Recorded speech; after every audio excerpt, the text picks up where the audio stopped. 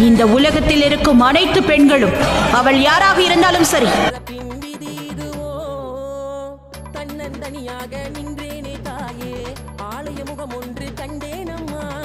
மானிட மனமும் அறியாத நிலையில் தாயின் முகம் காண வந்தே